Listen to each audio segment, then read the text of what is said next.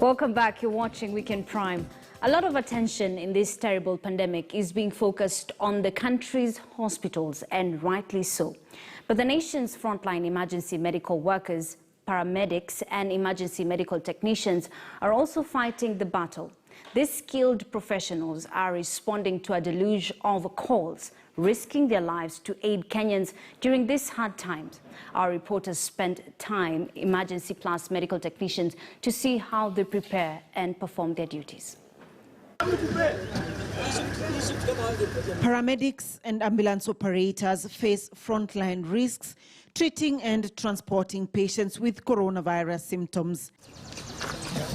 Here at the E-Plus Medical Services, the paramedics meet early in the morning. They have a debriefing meeting and pray before they go to their duties.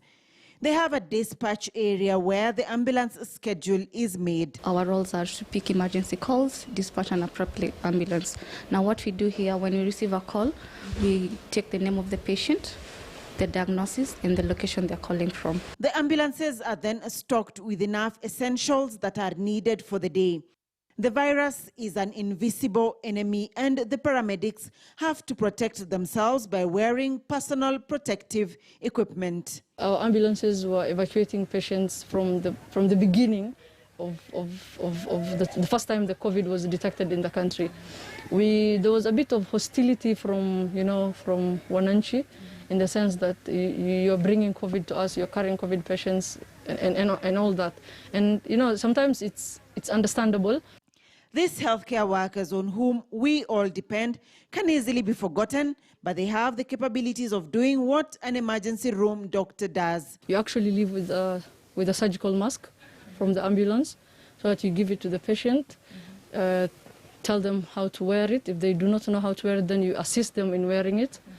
After they put on the mask, you take their temperatures from the temple side instead of the forehead straight, keeping a distance from the patient.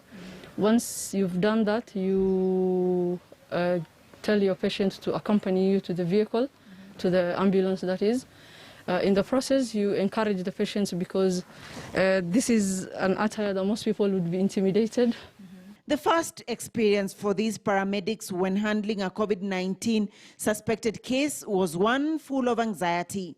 I didn't know what to expect at that time, and I didn't know how the patient would be and how to handle the patient, although I had the information. So I had that anxiety. Pigiwa simu, kuambiwa mnaenda kazi ya corona, mtu yuko kwa nyumba, mnaenda kumchukua. Nikachukulia ni utani, labda ni showcasing. Baadaye ndio Makori paramedic akaniambia ni ukweli tunaenda hii kazi. Tukasema sawa twende. They share the challenges that come with their type of work and their motivations to carry on every day. You are the help. Yeah? You are the one you are the first contact. I mean, in the sense that you are the help to this person who needs your help. Yeah? So for me that gives me motivation.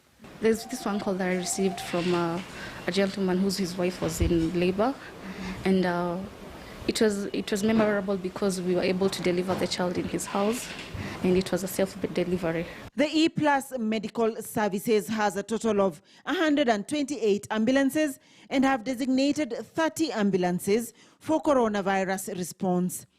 After a dispatch, the vehicles leave for Kenyatta National Hospital, where they are on standby to evacuate patients